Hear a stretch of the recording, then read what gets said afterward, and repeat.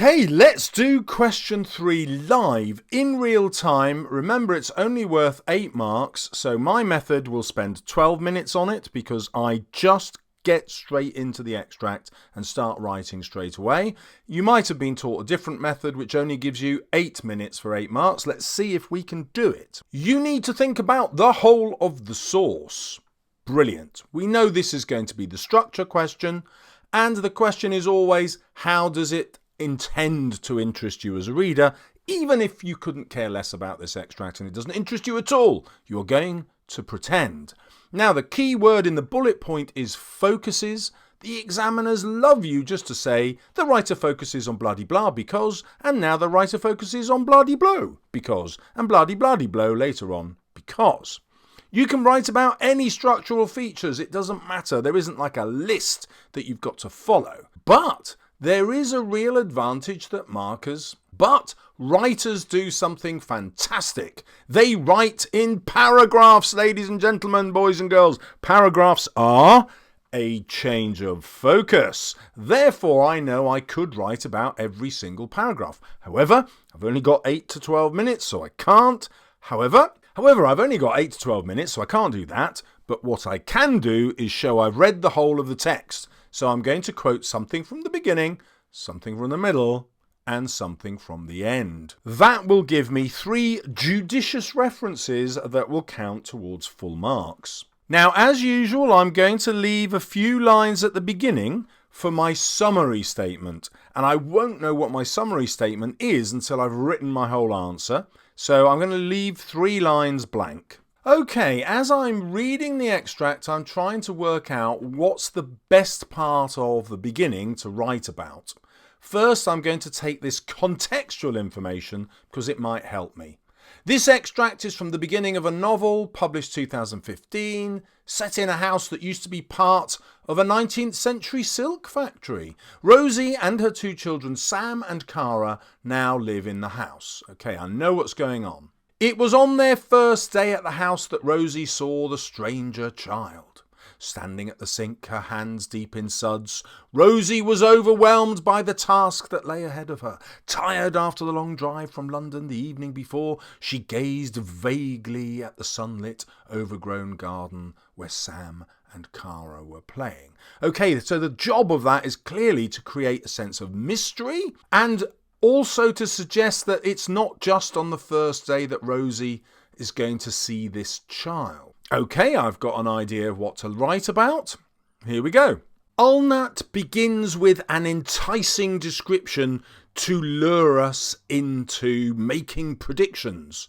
We discover, therefore, that Rosie has seen the stranger child. This implies an air of mystery, but the adjective stranger does not suggest any level of danger. Introducing the detail that this child appeared on the first day invites us to imagine the stranger child will feature prominently in the novel. Okay, so that's something from the beginning. Let's see if there's anything even better in the second paragraph. The sash window had old glass that blunted the image, wavering the straightness of fence and washing line, pulling things out of shape. Don't care. Sam was kneeling beside the patch of earth that Rosie had cleared for him, making hills and valleys for his matchbox cars and trucks by digging with an old tablespoon, and Cara was toddling from bush to bush with a yellow plastering watering can.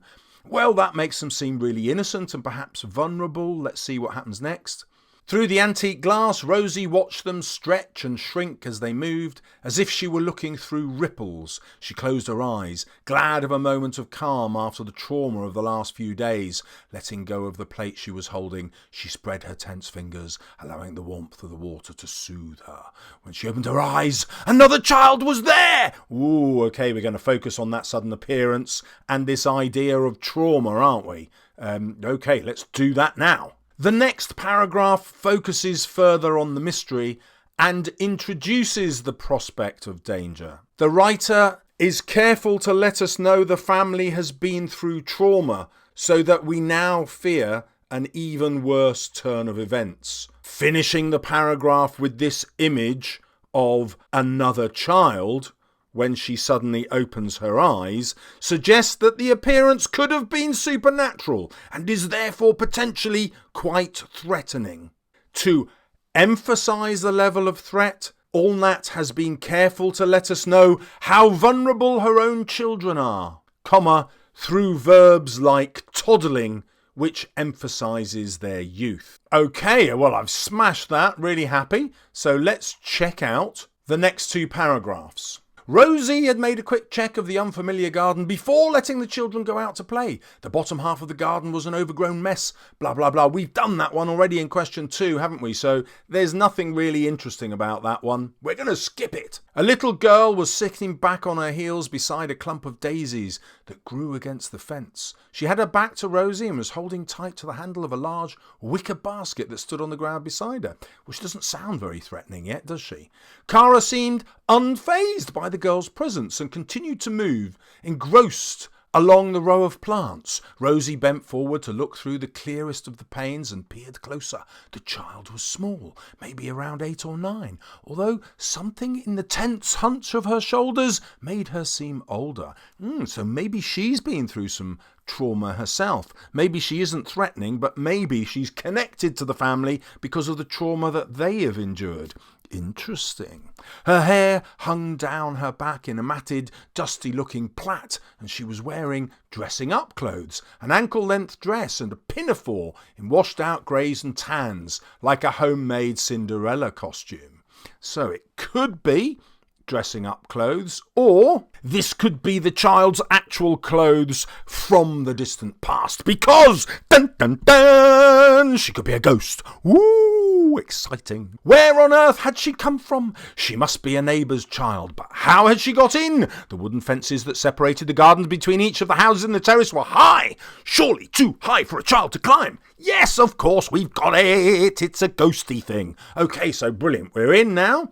And we're going to focus on this little girl. Next, the writer focuses on surprising details about the stranger child. First, introducing the fact that she is a girl, which makes her appear less dangerous. And this impression is added to by the fact that she is only about 9 years old. However, she drops clues that there is something supernatural about the child. For example, her strange style of dress, which Rosie assumes is dressing up clothes, but which we suspect are actually clothes from a past period in history. The next paragraph further adds to this impression by pointing out how impossible it would have been for the child to have climbed the high walls, full stop.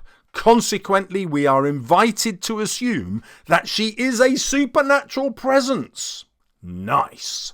Let's go back to the extracts. We're going to write about the ending now. The child glanced over her shoulder back towards the houses, a quick furtive movement as if she were scanning the upper windows of the row, afraid of being overlooked. Rosie caught a glimpse of her face, pale and drawn with anxiety, before the girl turned back and reached forward to quickly tuck a piece of trailing white cloth into the basket. Almost unconsciously, Rosie registered that the girl was left-handed, like herself, and that there was something animal-like in her movements, quick like the darting of a mouse or the flit of a sparrow, some small dun creature that moves fast to blend into the background. Something wasn't right here. She had seen distress in those eyes. Okay, so we're going back to this idea of trauma again, which I forgot to put in my previous answer, but we noticed before, didn't we? Okay, we're going to have that in. Rosie turned away, dried her hands hurriedly and slipped on her flip-flops. She would go gently, raise no challenge about her being in the garden, but say hello, try to find out what was the matter. Maybe if she pointed out that her mother would be worrying where she was, she could persuade the girl to let her take her home. But when she stepped outside, the child was gone.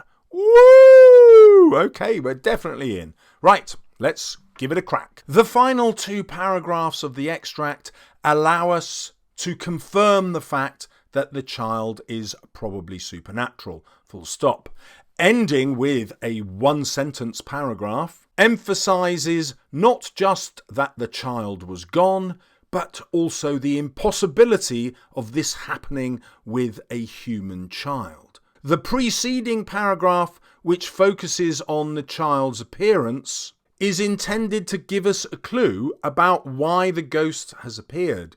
The girl is showing distress in her eyes, and instead of appearing human, is animal-like in her movements. This suggests that she has been damaged by past trauma. This circular structure reminds us of the trauma that the author told us Rosie and her family had endured, a detail revealed towards the beginning of the extract. We are therefore invited to suppose that the novel will be concerned with the rehabilitation of this ghost and perhaps a journey into the past to right the wrongs that created this trauma and this supernatural presence. Bosh! We are done. But are we? Remember those gaps I left at the beginning? Now it's time to go and fill those in with the writer's purpose. The writer structures this extract to invite us to make predictions about a supernatural presence, a young child, and lead us to suppose that the novel will involve a friendship between two live children and a ghost from the past whose trauma needs fixing. Now, you won't need to write as much of that, but because I'm dictating, I can. Your sentence could be 2 lines long. Notice that this is a bonus feature. I don't need to have written this sentence at all. My answer would still be the same, but it's a really convenient way to show the examiner that I've mastered the whole text and understood it, and I'm a really sophisticated dude or dudette, and I deserve top marks. So this is my answer as it would appear in paragraphs. It is longer than you would write in an exam because you're not dictating in an exam. So I've put in italics the stuff that you probably wouldn't need.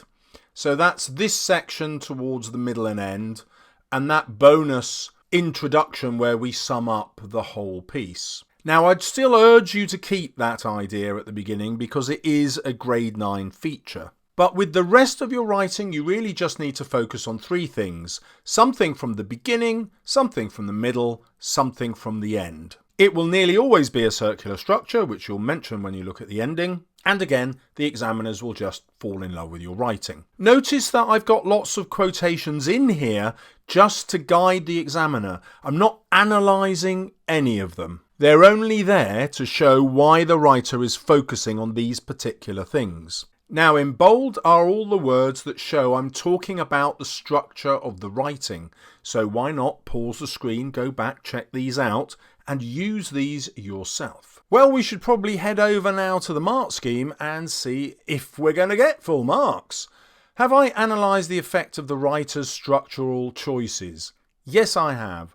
Have I got a range of judicious examples? Yes, I have. 1 from the beginning, 2 from the middle, 1 from the end. And have I used accurate subject terminology? That is a really good question. Let's turn off the dictation for a minute. Yes, I've used the word focus. I've talked about the beginning. I've talked about the ending. I've talked about the circular structure. Full stop. I've mentioned that it is the beginning of the novel and therefore inviting the reader to make predictions about what will happen in the future plotting. Full stop. The interesting thing about this question is that there isn't any specific vocabulary that the examiners are actually expecting. Full stop. New paragraph. Okay, let's bosh over here to the examiner's example of what a good paragraph of an answer might look like. From the very first sentence, the writer carefully builds up the references to the stranger child that run throughout the text.